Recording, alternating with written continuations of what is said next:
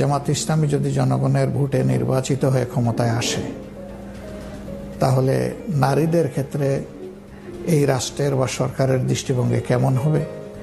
এটা কি পাকিস্তান স্টাইল হবে, নাকি আফগান স্টাইল হবে, নাকি অন্য কিছু হবে? না, বাংলাদেশ পাকিস্তানও হবে না, আফগানিস্তানও হবে না, বাংলাদেশ থাকবে। তাহলে কেমন হবে সেই চিত্রটা?